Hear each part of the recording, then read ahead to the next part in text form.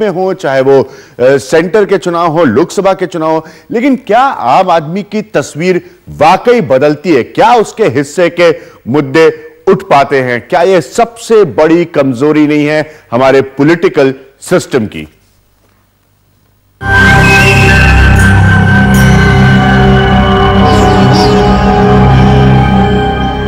कांग्रेस 3 रुपए किलो चावल बेचेगी तो बीजेपी 2 रुपए किलो।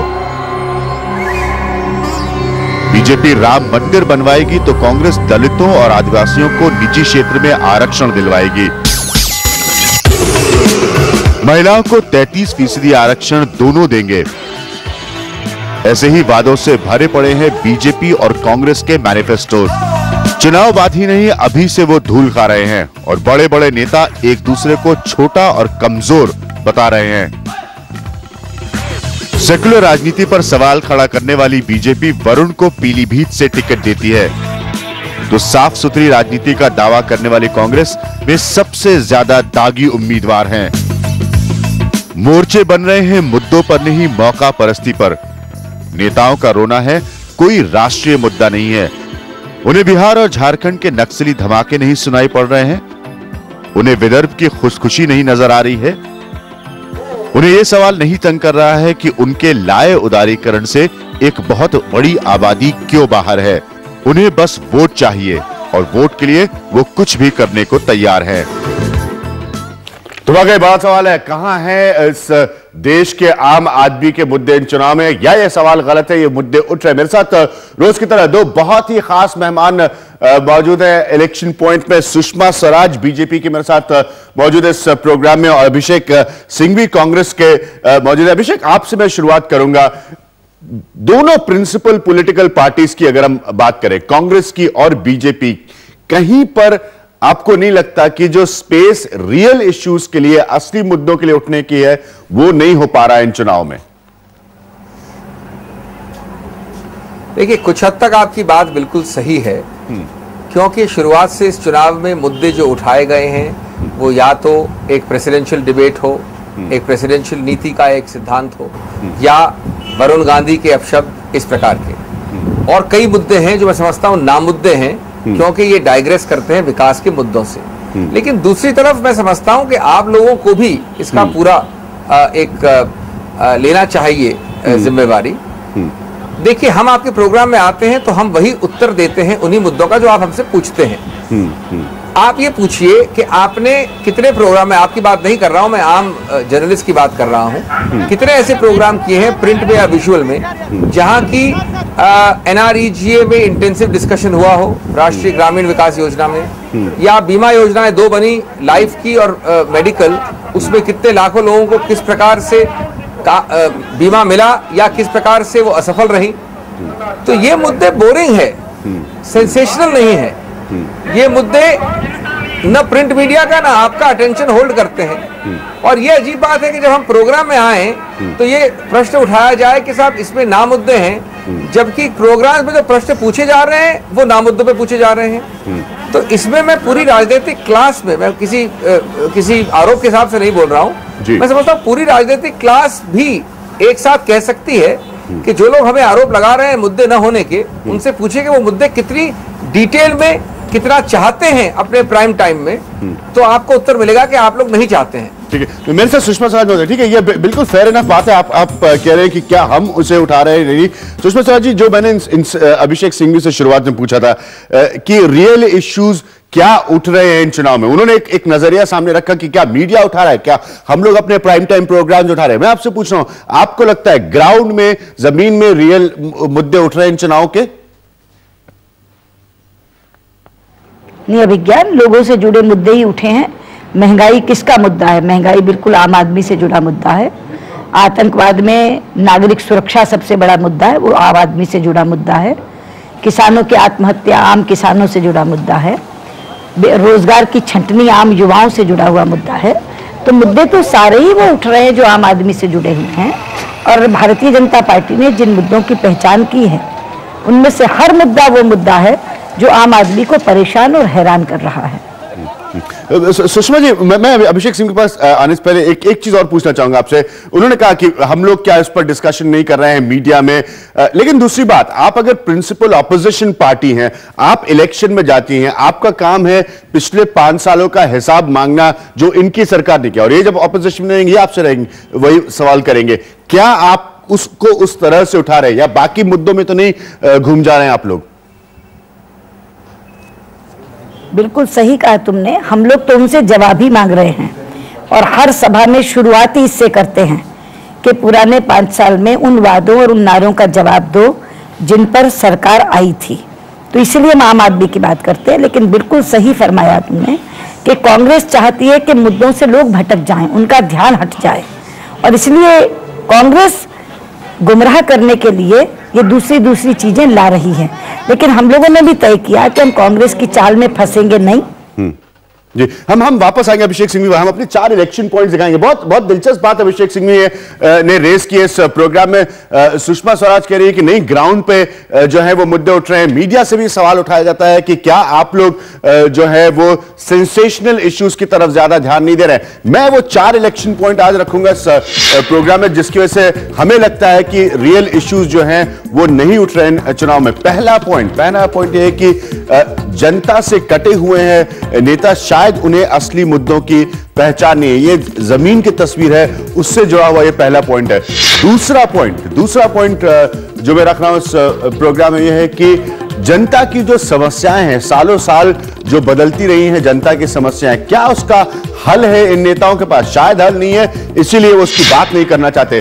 तीसरा पॉइंट जो मैं रखूंगा कि नेताओं का अपना खोखलापन जो है वो उन्हें असली मुद्दे उठाने से शायद कहीं पर रोकता है, क्योंकि वो चुनाव में जाते हैं, प्रॉमिसेस करते हैं, वादे करते हैं, लेकिन उन्हें कहीं पर पूरा नहीं कर पाते। मैं कतई भी किसी कांग्रेस या बीजेपी की बात में नहीं कर रहा हूं। चौथा पॉइंट लगता है अभी भी एक सेंस मिलता है आपको इंडियन पॉलिटिक्स से, एक अंदाजा मिलता है कि नेता सोचते हैं कि जो इमोशनल इश्यूज हैं, जज्बाती मुद्दे हैं, वो ज्यादा काम करते हैं। मैं बार बार दोहरा दूं कि कोई दिक्कत नहीं है अगर मीडिया पर इस तस्वीर पर सवाल उठता है, लेकिन ये वो पॉइंट्स है। मैं अभिषेक सिंघवी साहब के पास वापस जाऊंगा।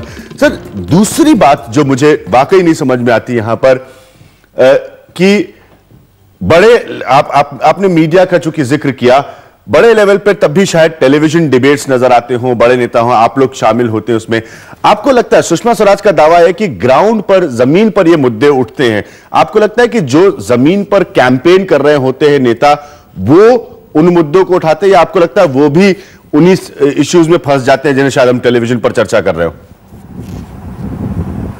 नहीं, मेरा आभास, जो मेरा उत्तर था वो सिर्फ मीडिया के कॉन्टेक्स्ट में था। मैंने सोचा आप पूछ रहे हैं कि मुद्दे उठ रहे हैं नहीं, जो हम लोग आज झगड़ रहे हैं जिन मुद्दों पे, या जिन पे ज्यादा कंट्रोवर्सी हो रही है, या जो अखबारों की सुर्खियों में आ रहे हैं। उसके अलावा अभी तक इस चुनाव में मैंने हैदराबाद में, उत्तराखंड में, नागपुर में, जयपुर में, अहमदाबाद में, जबलपुर में कैंपेन भी किया है, प्रेस कॉन्फ्रेंस भी ली है। इसमें कोई दो राय नहीं है कि जब आप कैंपेन में जाते हैं, किसी भी सांसद की रैली में आप उद्घोषण करते हैं, तो बहुत हद तक के मुद्दे उठाने पड़ते हैं। वहां पर आप मीडिया वाले सनसनीखेज मुद्दे नहीं उठाते हैं। इसलिए ये कहना कि ऐसे मुद्दे नहीं उठते रैली में गलत है। लेकिन साथ जो माहौल बनता है पूरे राष्ट्रीय एक संदर्भ का, केंद्र स्तर पे, राष्ट्रीय स्तर पे, वो माहौल बनता है आपके विजुअल चैनल से भी और अखबारों से भी। और वहां मैं देखता हूं कि ज्यादातर मुद्दे, और कुछ हद तक वो इन्फ्लुएंस करते हैं रैलीज को भी और आम आदमी को भी, मुद्दों से दूर भागा जाता है। उदाहरण लीजिए आप, हमारे 3 पन्ने हैं मैनिफेस्टो के, उसमें मैनिफेस्टो नहीं, रिपोर्ट कार्ड है इस सरकार की, बहुत स्पष्ट आंकड़ों के साथ। एक डिबेट आप कर लीजिए ऑडिट के साथ, फिगर्स के साथ, डिटेल में जाके, जिसमें एंकर भी पूरी तरह से परिचित हो एनआरईजीए में। एक दूसरा डिबेट कर लीजिए आप बीमा योजनाओं में। अब ये डिबेट क्यों नहीं होते अखबारों में या चैनल्स पे? ठीक है, आपकी बात जी बिल्कुल सही कह रहे हैं आप। शायद ये सुषमा स्वराज जिस बात की तरफ ये इशारा कर रहे हैं, मैं अगर इसको और दूसरे तरह से आपके सामने रखूं, कह रहे हैं कि एनआरईजीए के डिबेट नहीं होते, मैनिफेस्टोज में क्या है उस पर बहस नहीं हो रही है। दूसरा एंगल इसका यह है कि एक स्तर पर जो इस चुनाव के दो बड़े चेहरे हैं, लाल कृष्ण आडवाणी और डॉक्टर मनमोहन सिंह, उनके बीच जब एक बहस शुरू हो जाती है स्टेटमेंट्स के जरिए, किसी प्लेटफॉर्म के जरिए नहीं, तो आपको नहीं लगता कि वो बाकी मुद्दों को हाईजैक कर लेते हैं? देखो, ऐसा है विज्ञान, एक हो रहा है सीधा संवाद जनता से, जो सार्वजनिक मंचों से हो रहा है, उसमें तो जा रही है हमारी बात जो हम लोगों से कहना चाहते हैं। मीडिया के लिए क्षमा करना, नेगेटिव न्यूज़ न्यूज़ होती है, पॉजिटिव न्यूज़ न्यूज़ नहीं होती, इसलिए वो ज़्यादातर उठा रहे हैं इस तरह की टिप्पणियों को। अभी जो आपने कहा कि आडवाणी जी और मनमोहन सिंह जी की बात, आडवाणी जी ने जो टिप्पणी मनमोहन सिंह जी पे की वो शुद्ध राजनीतिक टिप्पणी है, वो उनके व्यक्तित्व पर या उन पर व्यक्तिगत टिप्पणी नहीं है, वो उनकी कार्यशैली पर टिप्पणी है। आडवाणी जी ने उन्हें कहा कि आइए एक बहस करें। अब आप मुझे स्वयं बताइए कि लोकतंत्र में बहस से बड़ा कोई दूसरा माध्यम है लोगों तक पहुंचने का? लेकिन वो बहस से कतरा गए, उन्होंने बहस से मुंह मोड़ लिया। फिर आडवाणी जी ने उन्हें ये कहा कि आप सीधा चुनाव लड़कर देखें। अब बताओ, लोकतंत्र में तो सत्ता लोक के पास होती है ना, और अगर कोई प्रधानमंत्री लोगों के पास जाने से डरते हैं तो फिर लोग उन पर भरोसा कैसे करें? आज तक बहुत बार राज्यसभा से लोग प्रधानमंत्री बने हैं, लेकिन फर्स्ट अवेलेबल अपॉर्चुनिटी, पहले उपलब्ध अवसर पर वो लोग लोकसभा में आए हैं। मनमोहन सिंह जी पहले प्रधानमंत्री हैं जो 5 साल तक राज्यसभा में रहकर प्रधानमंत्री रहे, और अब जब चुनाव आया तो भी चुनावी समर में उतर नहीं रहे। तो आप ये बताइए कि ऐसे व्यक्ति को क्या दमदार प्रधानमंत्री कहा जा सकता है? तो ये टिप्पणी उनकी कार्यशैली पर है। आडवाणी जी ने कोई व्यक्तिगत टिप्पणी उन पर नहीं की है, और राजनीतिक टिप्पणी करना तो उनका अधिकार ही है।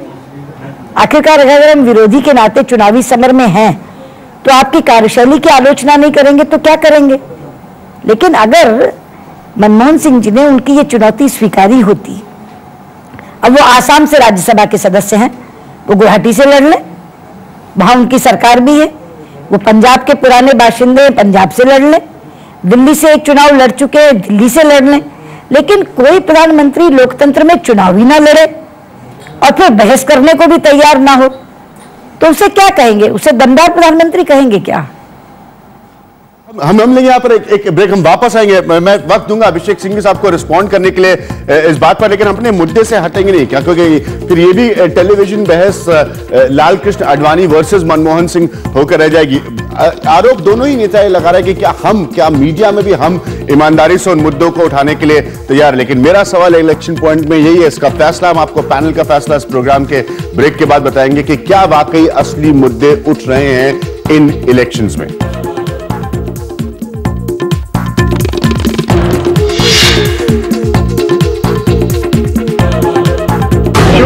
हिंदू के ऊपर उठेगा उस हाथ को वरुण गांधी क्यों डालेगा?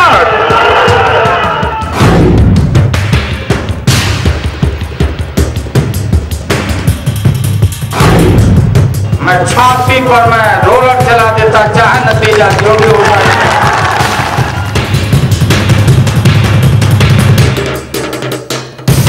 इस साल से हिंदुस्तान का नमक खा रही हो मैडम, आप हिंदुस्तान के लिए ऐसा बोलती हो। मेरे साथ अभिषेक सिंघवी साहब मौजूद है, सुषमा स्वराज मौजूद है। अभिषेक सिंघवी, आप सुषमा स्वराज को सुन रहे थे ब्रेक में जाने से पहले।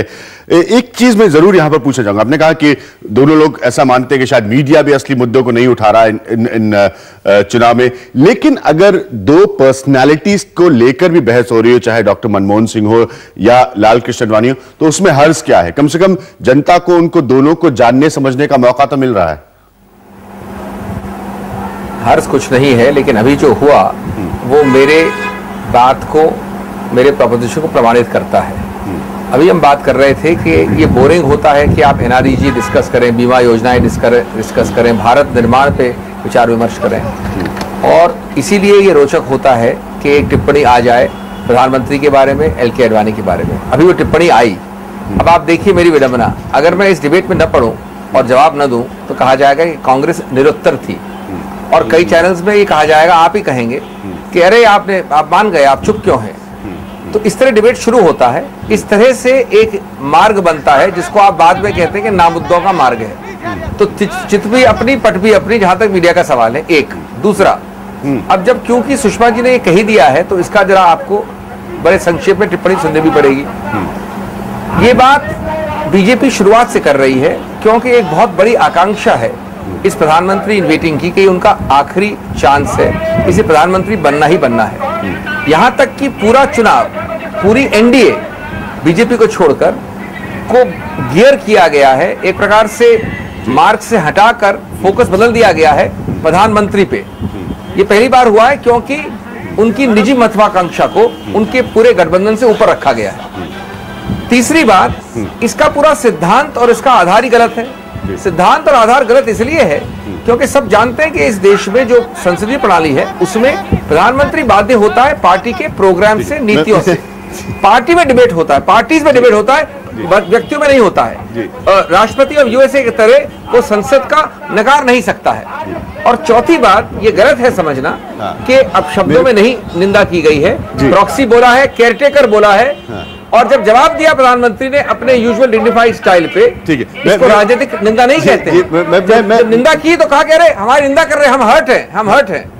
अब अभिषेक सिंह साहब मेरे पास आखिरी बात, डिबेट इसलिए नहीं हो रहा है, एक मिनट, डिबेट इसलिए नहीं हो रहा है क्योंकि हम नहीं चाहते कि वही महत्वाकांक्षा अडवाणी जी की पूरी की जाए कि उनको बराबरी का दर्जा दिया जाए। प्रधानमंत्री इन वेटिंग और प्रधानमंत्री आपने अपनी बात रखी इस प्रोग्राम में। सुषमा स्वराज, अभिषेक सिंह, आप दोनों का बहुत बहुत शुक्रिया। घूम फिरकर बात शायद वहीं पहुंच गई, हालांकि हमें भी अपनी तरफ देखने की जरूरत है मीडिया को। हम देखते हैं आप लोगों की राय, हमारे पैनल की राय क्या बोल रहे हैं इस मसले पर कि क्या वाकई उठ रहे हैं असली मुद्दे इन चुनाव में। अभिषेक सिंह ने कहा कि मजबूरी अगर वो उठाएंगे तो हमें रिस्पॉन्ड करना पड़ेगा। जल्दी से देखते हैं हरिवंश क्या कहते हैं, नेता असली मुद्दों से डरे हुए हैं, ये कहना है।